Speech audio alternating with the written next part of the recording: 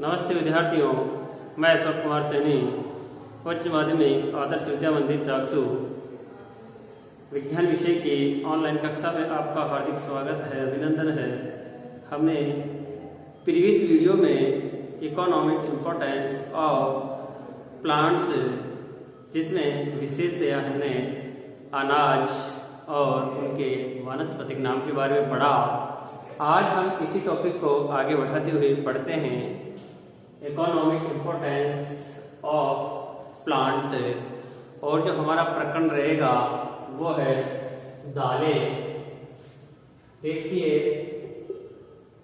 दालें ये भी इम्पोर्टेंट है। दालें मोस्टली लेग्यूमिनेसी कुल की होते हैं और जिनमें गांठदार जड़ें पाए जाते हैं। ये नाइट्रोजन स्थिरीकरण करने का कार्य करते हैं। दालें मुख्यतया लेग्यूमिनेसी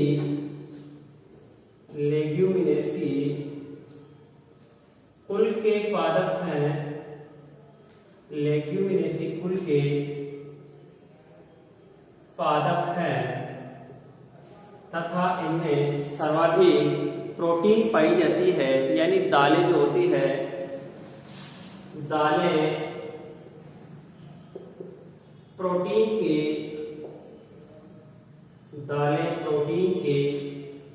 उत्तम स्रोत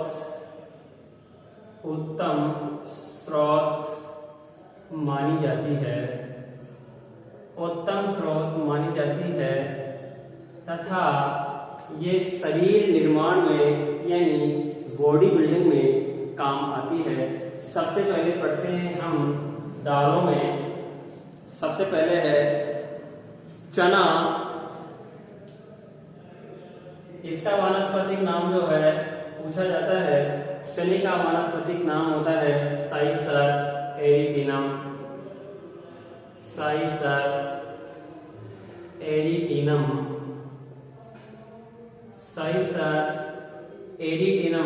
इसका जो है वानस्पतिक नाम है तथा यह रबी की फसल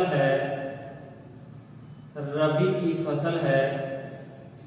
नेक्स्ट पॉइंट जो है वह है उत्पादन की दृष्टि से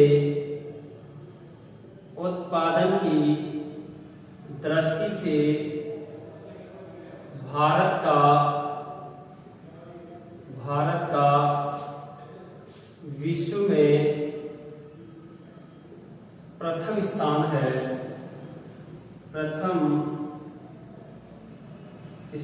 है तथा इसे चने को क्या माना जाता है? चने को दालों का राजा माना जाता है। दालों का राजा माना जाता है। प्रश्न पूछा जा सकता है कि चने का वानस्पतिक नाम क्या है तथा दालों का राजा किसे कहा जाता है? विश्व में भारत का उत्पादन की दृष्टि से कौन सा स्थान है? ये सब बातें आपको याद होनी चाहिए। इसके बाद जो है नेक्स्ट दालें हैं वो है, इधर लिख देता हूं मैं, सेकेंड नंबर की है अरहर। इसका जो वानस्पतिक नाम होता है वो होता है केजन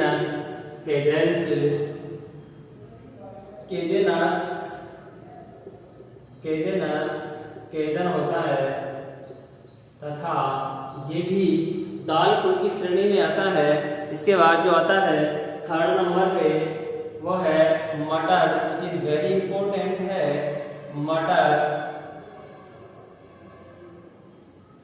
मटर के पादप पर ग्रिगोर जॉन मेंडल ने भी काफी प्रयोग किए थे तथा इसका जो वानस्पतिक नाम होता है वो होता है पाइसम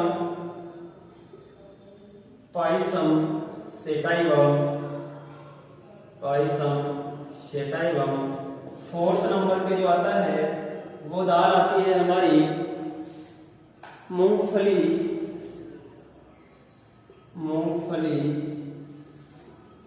इसका जो वानस्पतिक नाम होता है, मूंगफली का वानस्पतिक नाम होता है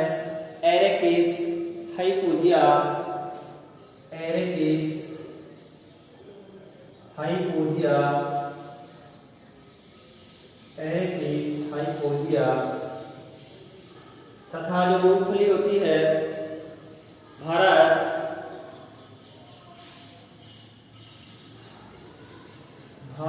का मूंगफली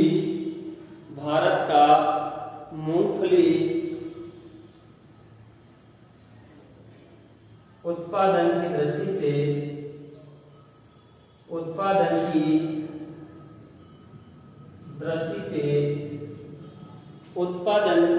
दृष्टि से सबसे बड़ा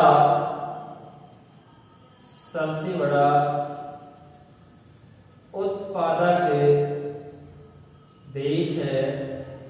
पूछा जाता है ग्राउंडनट के बारे में कि मूंगफली को वानस्पतिक नाम किस तरह से पुकारा जाता है या वानस्पतिक नाम क्या होता है तथा उत्पादन की दृष्टि से कौन सा स्थान है। इसके बाद में आता है फोर्थ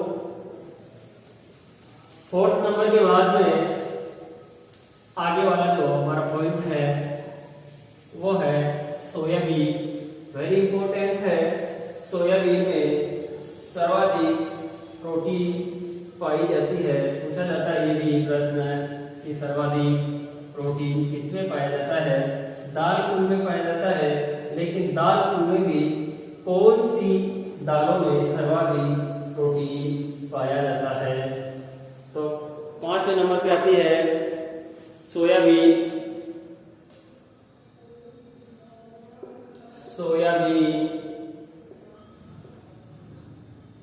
इसका जो वानस्पतिक नाम होता है वो होता है ग्लाइसिमैक्स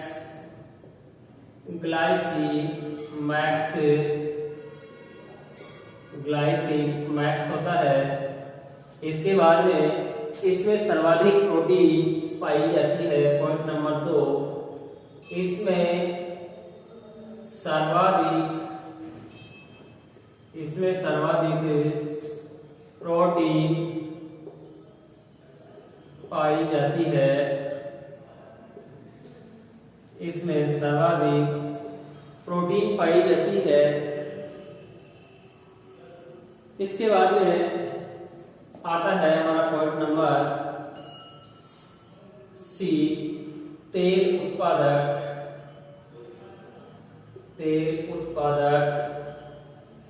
पौधे। देखिए तेल उत्पादक पौधे में भी कुछ ऐसे होते हैं जो खाने योग्य तेल होते हैं और कुछ ऐसे तेल होते हैं जिनको खाया नहीं जा सकता है, तथा तेल जो होते हैं वो जटिल कार्बनिक यौगिक होते हैं जो या तो एस्टर के बने होते हैं या अल्कोहल के बने होते हैं या फिर एल्डिहाइड आदि के बने होते हैं। तो परिभाषा के रूप में हो सकता है ये जटिल कार्बनिक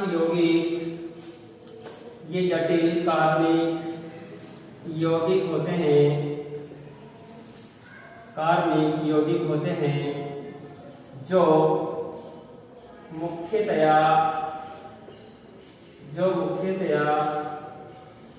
एल्डिहाइड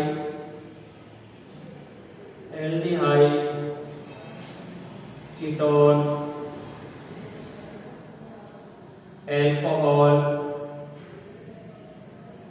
अल्कोहल आदि के बने होते हैं। इसके बाद में जो आता है पॉइंट नंबर 1, खाने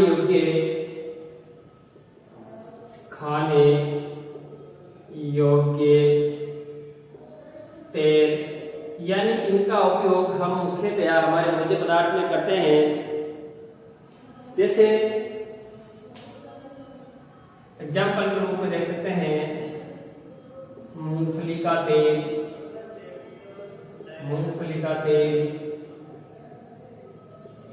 तिल का तेल, नारियल का तेल, नारियल का तेल, सोयाबीन,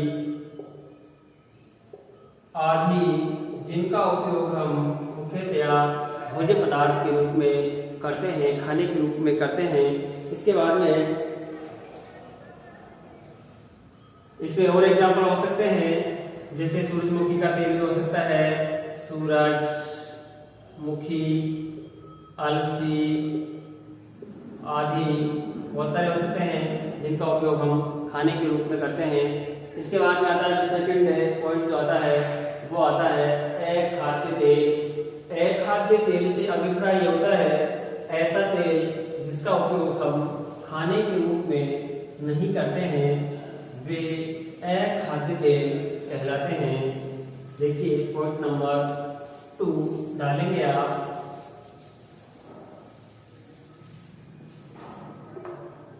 अखाद्य तेल, अखाद्य तेल, अखाद्य तेल में हो सकता है आपका एग्जाम्पल के रूप में अरंडी का तेल, अरंडी का तेल हो सकता है, तारपीन का तेल, टर्पेंट ऑयल भी बोलते हैं इसको, तारपीन का तेल।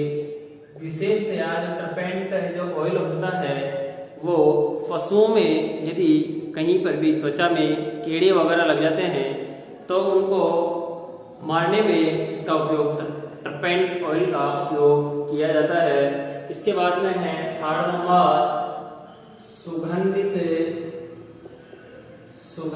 तेल। अब देखिए सुगंधित तेल का उपयोग कहाँ किया जा सकता है। सुगंधित तेल का उपयोग मुख्यतया खुशबू प्रदान करने वाले पदार्थों के रूप में किया जा सकता है, जिसमें हो सकता है कपूर,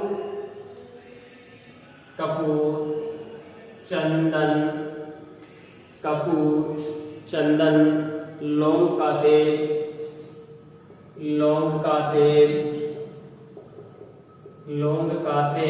इसके बाद में आता है खस का तेल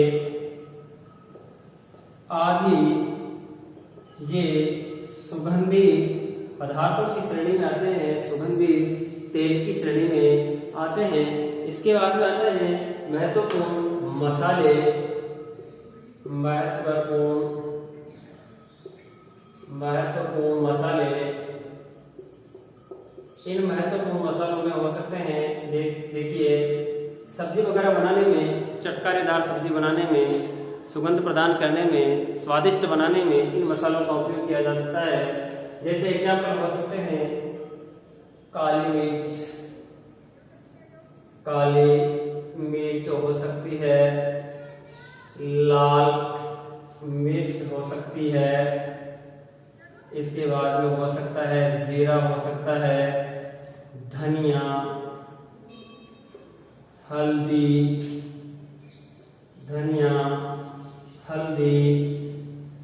इसके बाद में अदरक, हींग, दालचीनी आदि। ये सभी महत्वपूर्ण मसालों की श्रेणी में आते हैं जो कि सब्जियां वगैरह को स्वादिष्ट बनाने का कार्य करते हैं। अब आता है इसके बाद में पेय पदार्थ। मुख्यतया पेय पदार्थ की श्रेणी में चाय और कॉफी आती है। चाय हमें प्राप्त होती है, चाय की पत्तियों से प्राप्त होती है, तथा कॉफी जिसका नाम है कॉफिया अरेबिका, जो कि किसमें काम में आती है, पेय पदार्थ की श्रेणी में आती है। अरेबिका पौधे के भुने हुए बीजों से इसे तैयार किया जाता है। नेक्स्ट जो हेडिंग होगी वो है कुछ पेय पदार्थ।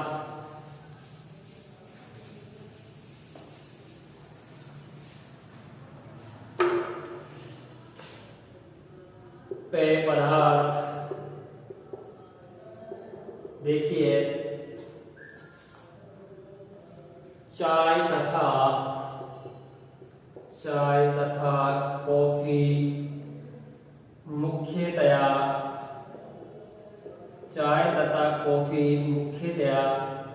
पेय पदार्थ की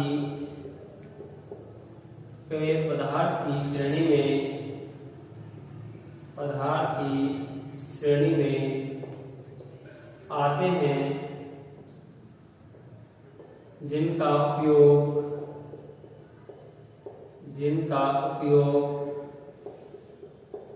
पेय पदार्थ के रूप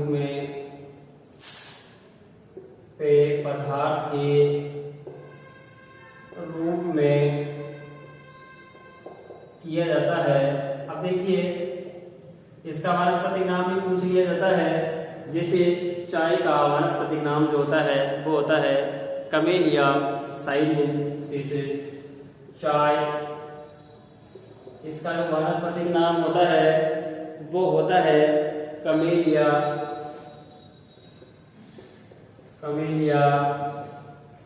साइनेंसिस।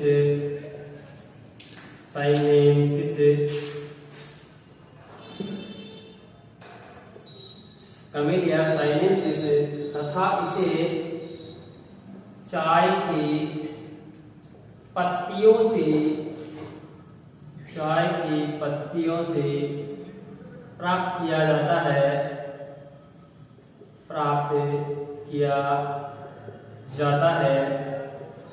नेक्स्ट जो पेय पदार्थ है वो है कॉफी। ये भी मुख्यतया पेय पदार्थ के रूप में काम में आता है तथा इसका जो वानस्पतिक नाम होता है कॉफिया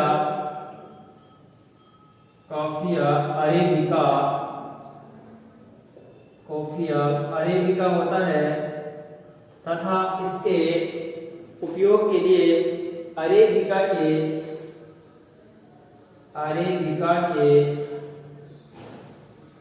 भुने हुए बीजों से इसे प्राप्त किया जाता है। भुने हुए बीजों से इसे प्राप्त किया जाता है। आप इन चीज़ों का दोहरान कीजिए। आने वाला जो नेक्स्ट वीडियो होगा वो इसी से संबंधित होगा। आज के लिए इतना ही। थैंक यू, धन्यवाद।